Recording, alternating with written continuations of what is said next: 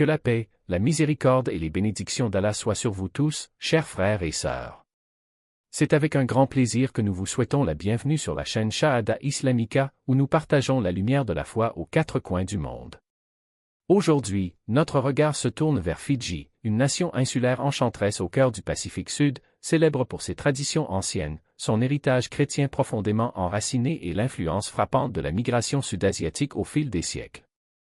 Les Fidji constituent une véritable mosaïque de croyances, où le christianisme prédomine comme religion majoritaire, suivi de l'hindouisme, tandis que l'islam occupe un espace modeste mais solide et respecté. Les musulmans représentent environ 6 à 7% de la population nationale, plaçant l'islam au troisième rang des religions du pays. Malgré cette présence importante, il n'existe pas de province, de district ou de ville officiellement reconnue où l'islam est majoritaire. La force de la communauté musulmane des Fidji ne réside pas dans la domination territoriale, mais dans la cohésion de ses institutions et dans son intégration harmonieuse avec la société au sens large. Les racines de l'islam aux Fidji remontent à la fin du XIXe et au début du XXe siècle, lorsque les travailleurs indiens sont arrivés dans l'archipel sous le système de travail forcé imposé par le colonialisme britannique. Des milliers de personnes ont été amenées à travailler dans les plantations de canne à sucre, parmi lesquelles se trouvaient des musulmans des régions qui correspondent aujourd'hui à l'Uttar Pradesh, au Bihar et à certaines parties du sud de l'Inde. Ces premiers migrants ont été confrontés à des conditions extrêmement difficiles, vivant dans des camps précaires, avec très peu de ressources pour pratiquer leur foi. Malgré cela, ils ont maintenu vivante la flamme de l'islam, préservant les rituels et les traditions en petits groupes, comme une forme de résistance culturelle et spirituelle. Avec la fin du système de travail forcé au début du XXe siècle, de nombreux musulmans ont choisi de rester aux Fidji, transformant ce qui était autrefois des installations temporaires en foyers permanents. Ce fut un moment décisif. Les familles commencèrent à acquérir des terres, à construire des quartiers, à construire les premières mosquées et à établir des cimetières. Les institutions religieuses sont rapidement devenues le cœur battant de ces communautés, offrant non seulement un lieu de culte mais aussi une éducation, une assistance sociale et des mécanismes de résolution des conflits. La mosquée, en particulier, est devenue le point de référence central, renforçant les liens de solidarité et de responsabilité collective dans un contexte minoritaire. Au fil des décennies, l'islam a joué un rôle fondamental dans la structuration interne de ces communautés. Les chefs religieux guidaient des aspects essentiels de la vie sociale, tels que le mariage, la conduite morale et l'organisation familiale, tandis que les écoles islamiques assuraient la transmission du savoir religieux aux nouvelles générations. Au milieu du XXe siècle, les musulmans des Fidji avaient construit un système social stable qui équilibrait l'identité islamique avec une participation active à la société indo-fidjienne et nationale. Cette base a permis à l'islam de prospérer non pas grâce à une imposition territoriale, mais grâce à la force d'une communauté organisée, unie par la foi, la famille et un engagement à long terme envers la terre qui les a accueillis. Actuellement, les musulmans constituent une part restreinte mais bien visible de la population fidjienne, correspondant à environ 6 ou 7% de la population du pays. Ce chiffre place l'islam comme la troisième religion aux Fidji, derrière le christianisme et l'hindouisme. L'écrasante majorité des musulmans de l'archipel appartiennent à la communauté indo-fidjienne, dont les ancêtres sont arrivés pendant la période coloniale et ont ensuite consolidé leurs racines dans le pays. Bien qu'il existe également des musulmans originaires des Fidji, ils représentent une minorité au sein de la communauté islamique elle-même, ce qui signifie que la culture et la structure sociale de l'islam dans le pays sont fortement influencées par les coutumes et les traditions apportées par les Indo-Fidjiens. En ce qui concerne l'orientation religieuse, l'islam aux Fidji est majoritairement sunnite, l'école de jurisprudence hanafite exerçant une plus grande influence, reflet direct des origines sud-asiatiques de la majorité des premiers musulmans installés dans le pays. Dans le même temps, il existe une présence plus restreinte mais organisée de la communauté chafiite, composée principalement de migrants plus récents et de familles d'origines régionales différentes. Ces différences se manifestent par des pratiques religieuses et des affiliations institutionnelles distinctes, mais sans générer de conflits théologiques. Au contraire, les relations entre les deux courants restent harmonieuses et collaboratives. La répartition des musulmans aux Fidji n'est pas uniforme. Ils sont concentrés dans des régions spécifiques, notamment dans la division occidentale de l'île principale, Viti-Levu.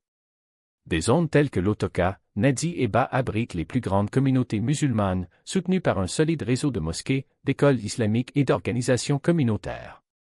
Il existe également des concentrations plus petites dans la division centrale, notamment à Suva, ainsi que dans des villes historiquement importantes telles que la Baza. Malgré cette agglomération régionale, les musulmans ne sont majoritaires dans aucune zone administrative. Sa présence est définie par la densité communautaire, la continuité institutionnelle et l'enracinement historique dans une société pluraliste.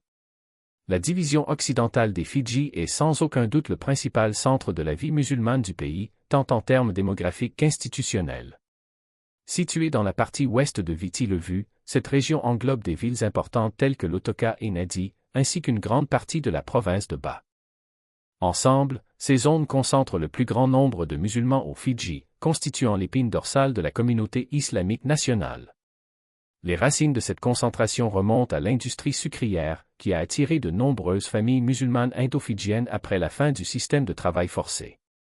Ce qui était autrefois des colonies de travailleurs s'est progressivement transformé en communautés résidentielles stables et prospères. La présence musulmane dans la division occidentale se caractérise par des quartiers cohésifs plutôt que par des familles isolées.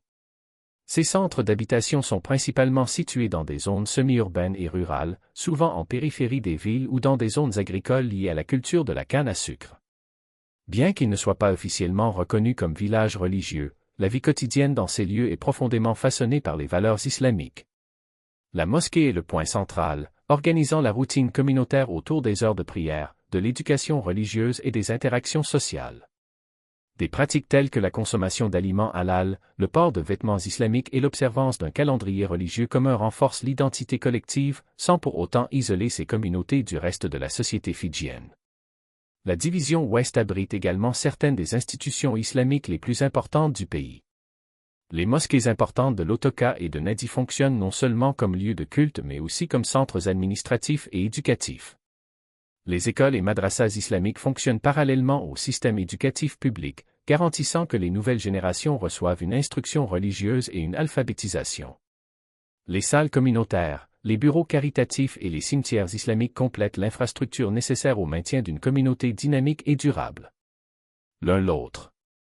Cette proximité géographique et sociale n'est pas seulement une question de commodité, mais une stratégie délibérée visant à préserver la cohésion religieuse et culturelle.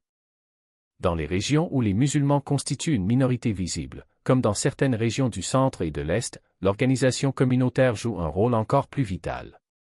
Chaque mosquée, école islamique ou centre communautaire fonctionne comme un point de résistance contre la dispersion et l'isolement, garantissant que la foi ne se dilue pas dans la diversité ethnique et religieuse du pays. La force de ces communautés réside dans leur capacité à transformer les espaces physiques en réseaux de solidarité. Une simple salle communautaire, par exemple, n'est pas seulement un lieu de réunion, mais un symbole d'unité, où les décisions collectives sont prises, les conflits sont négociés et les besoins d'urgence sont satisfaits. La charité, l'un des piliers de l'islam, se concrétise dans ces milieux, dons alimentaires, soutien aux familles en difficulté et aide aux orphelins et aux personnes âgées s'organisent systématiquement, renforçant les liens de confiance et de réciprocité.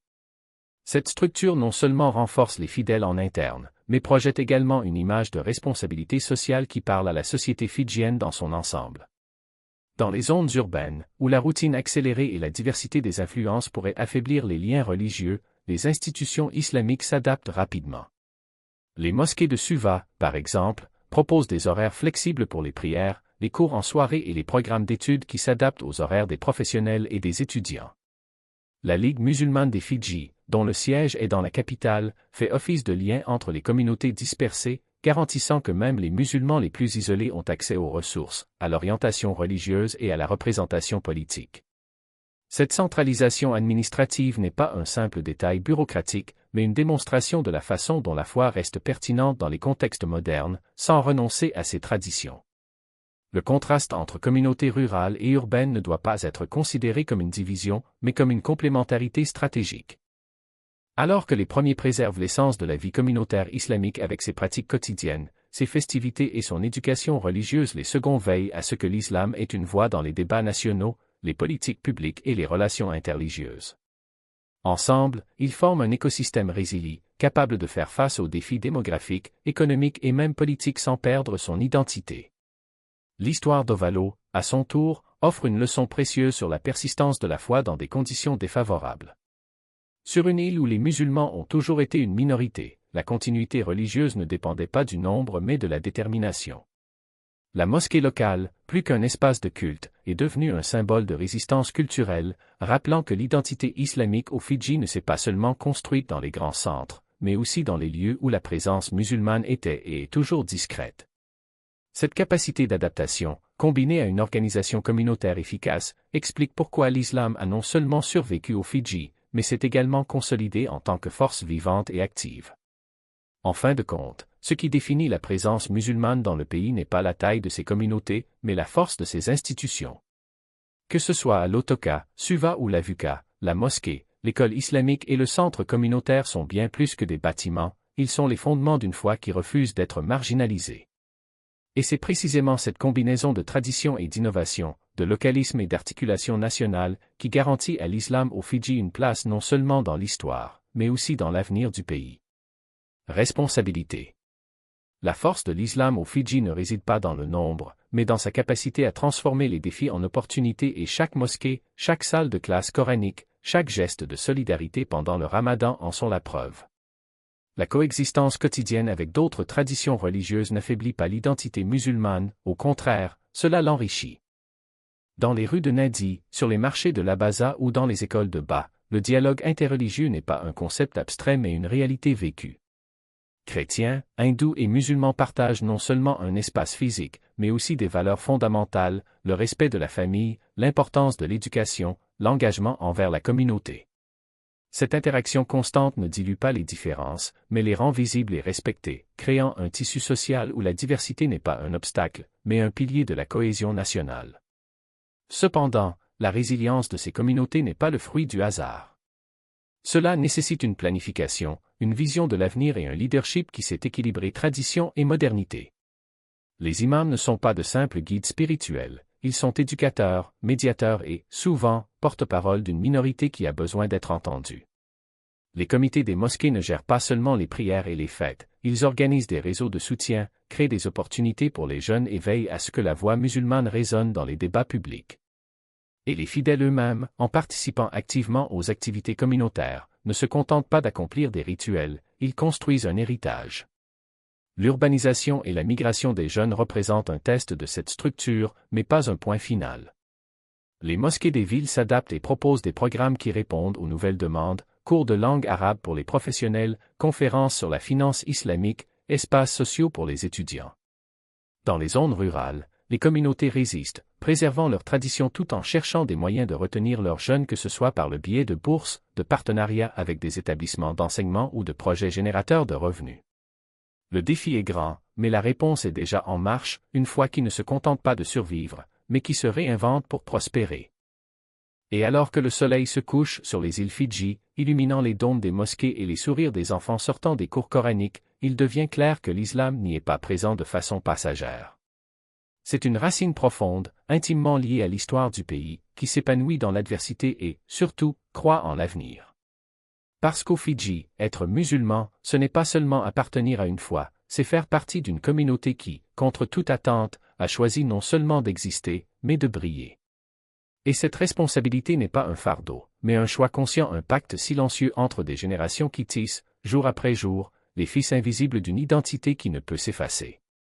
Depuis les premières colonies indo-fidjiennes jusqu'aux communautés qui parcourent aujourd'hui les centres urbains et les villages les plus reculés, l'islam n'a jamais été un visiteur de passage. C'est le tissu qui habille la nation, le rythme qui accompagne le rythme d'un peuple qui a appris à danser entre foi et terre, entre tradition et progrès.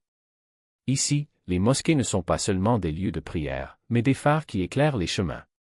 Les écoles coraniques n'enseignent pas seulement des versets sacrés, mais des valeurs qui se transforment en actions, des mains qui construisent des ponts, des voix qui défendent la justice, des cœurs qui accueillent. Qu'en est-il des organismes communautaires? Ils sont la preuve vivante que la résilience n'est pas un don, mais une construction quotidienne. Ils s'adaptent au vent du changement, se réinventent face aux crises, mais ils ne cessent d'être le refuge où les âmes trouvent refuge. Cette force institutionnelle n'est pas le fruit du hasard. C'est le résultat d'une foi qui ne se contente pas de survivre, elle insiste pour s'épanouir, même lorsque les chiffres sont petits, même lorsque le monde semble oublié. Car aux Fidji, être musulman, c'est comprendre que la grandeur ne se mesure pas par la quantité, mais par la qualité de ce qui est planté. Et ce qui est planté ici, ce sont des racines si profondes que ni le temps, ni les tempêtes, ni les incertitudes du lendemain ne pourront les déraciner. Puisse cette histoire inspirer non seulement ceux qui la vivent, mais aussi tous ceux qui croient que la foi, lorsqu'elle est adoptée avec détermination, peut transformer non seulement des individus, mais des nations entières. Assalamu alaikum wa rahmatullahi wa barakatuh.